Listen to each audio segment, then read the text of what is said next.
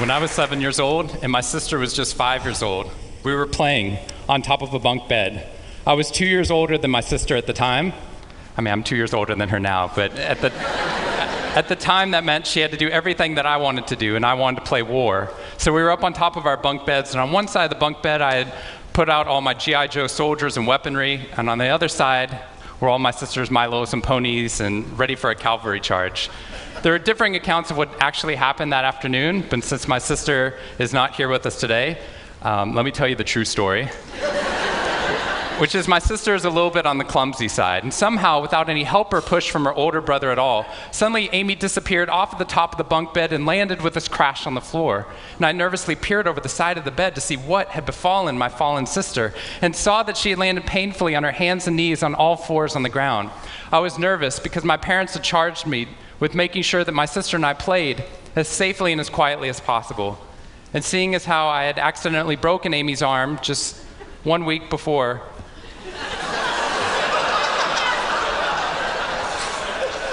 heroically pushing her out of the way of an oncoming imaginary sniper bullet, for which I have yet to be thanked. I was trying as hard as I could. She didn't even see it coming. I was trying as hard as I could to be on my best behavior, and I saw my sister's face this wail of pain and suffering and surprise, threatening to erupt from her mouth and threatening to wake my parents from the long winter's nap for which they had settled. So I did the only thing my little frantic 7-year-old brain could think to do to avert this tragedy. If you have children, you've seen this hundreds of times before. I said, Amy, wait, don't cry, don't cry. Did you see how you landed? No human lands on all fours like that. Amy, I think this means you're a unicorn. Now that was cheating, because there's nothing in the world my sister would want more than not to be Amy the hurt 5-year-old little sister, but Amy the special unicorn. Of course, this was an option that was open to her brain at no point in the past, and you could see on my poor, manipulated sister's face conflict, as her little brain attempted to devote resources to feeling the pain and suffering surprise she just experienced, or contemplating her newfound identity as a unicorn. And the latter won out. Instead of crying, instead of ceasing our play, instead of waking my parents with all the negative consequences that would have ensued for me, instead, a smile spread across her face, and she scrambled right back up onto the bunk bed with all the grace of a baby unicorn. With one broken leg. What we stumbled across at this tender age of just 5 and 7, we had no idea at the time, was something that was going to be at the vanguard of a scientific revolution occurring 2 decades later in the way that we look at the human brain. What we had stumbled across is something called positive psychology, which is the reason that I'm here today and the reason that I wake up every morning. When I first started talking about this research outside of academia, out with companies and schools, the very first thing they said to never do is to start your talk with a graph. The very first thing I wanted to do is start my talk with a graph. This graph looks boring, but this graph is the reason that I get excited and wake up every morning. And this graph doesn't even mean anything. It's fake data. What we found is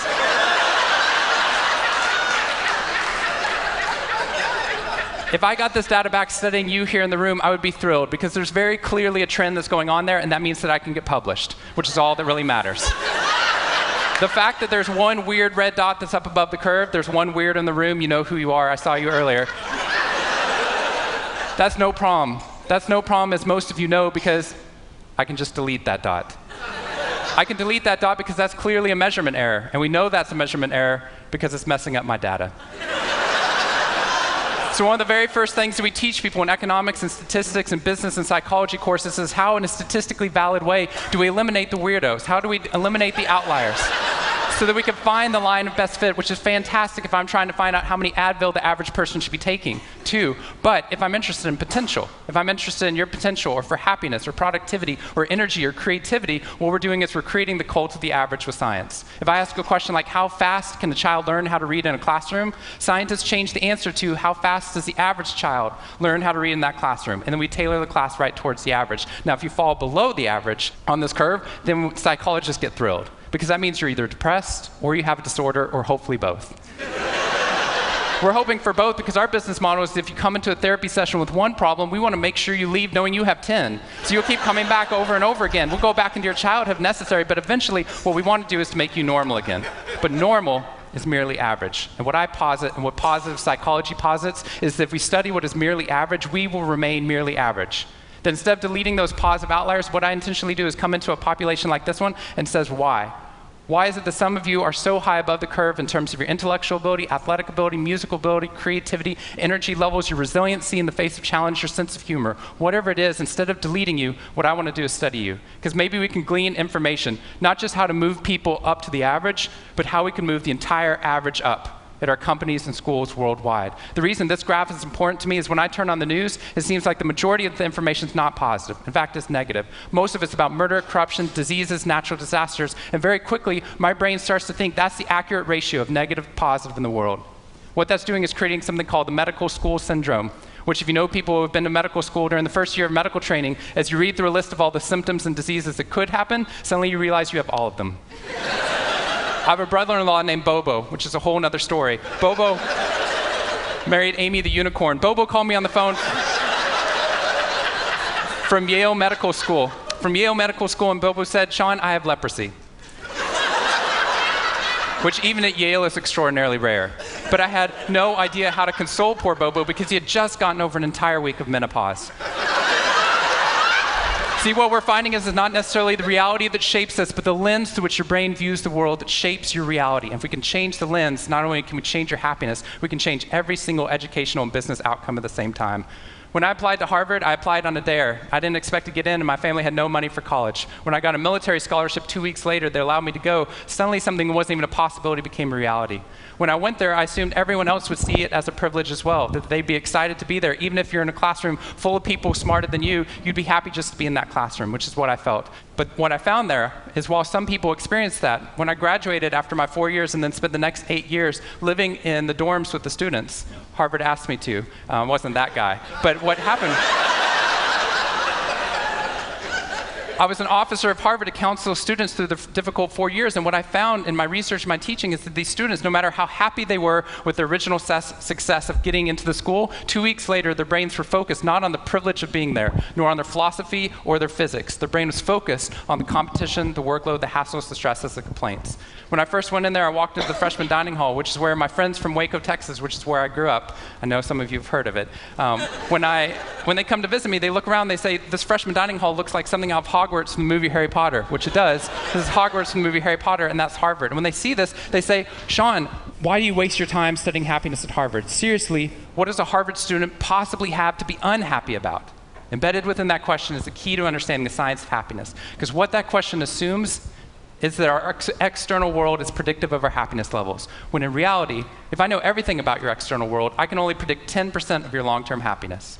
90% of your long-term happiness is predicted not by the external world, but by the way your brain processes the world.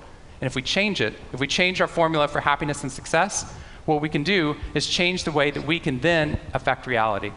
What we found is that only 25% of job successes are predicted by IQ. 75% of job successes are predicted by your optimism levels, your social support, and your ability to see stress as a challenge instead of as a threat. I talked to a boarding school up in New England, probably the most prestigious boarding school, and they said, "We already know that." So every year, instead of just teaching our students, we also have a wellness week, and we're so excited. Monday night, we have the world's leading expert coming in to speak about adolescent depression. Tuesday night is school violence and bullying. Wednesday night's eating disorders. Thursday night is illicit drug use. And Friday night, we're trying to decide between risky sex or happiness. I said that's most people's Friday nights.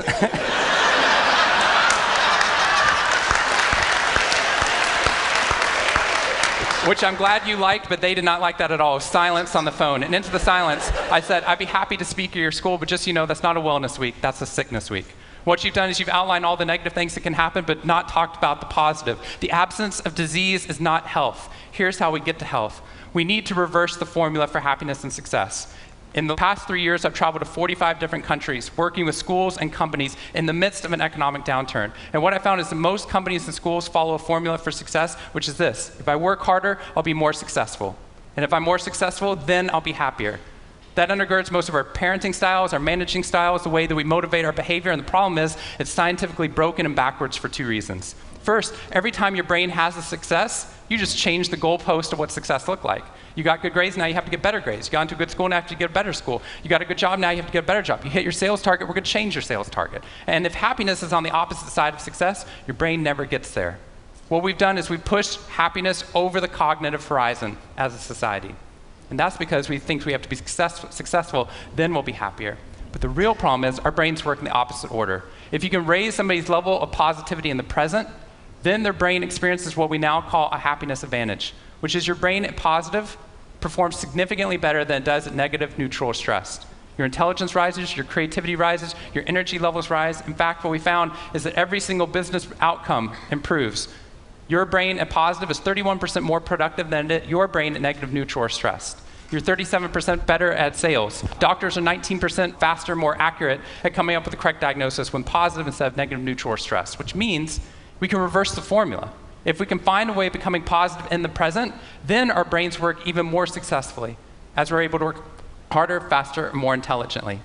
What we need to be able to do is to reverse this formula so we can start to see what our brains are actually capable of. Because dopamine, which floods into your system when you're positive, has two functions. Not only does it make you happier, it turns on all the learning centers in your brain, allowing you to adapt to the world in a different way.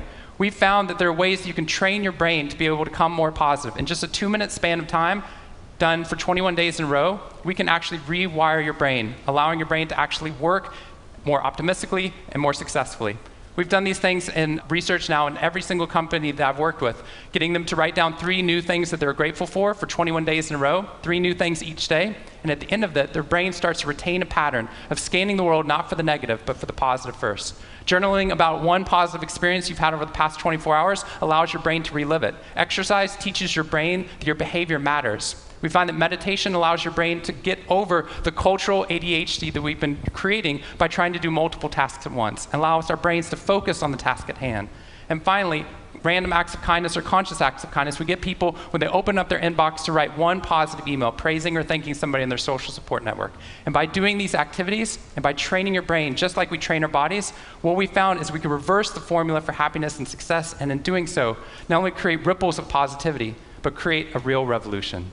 Thank you very much.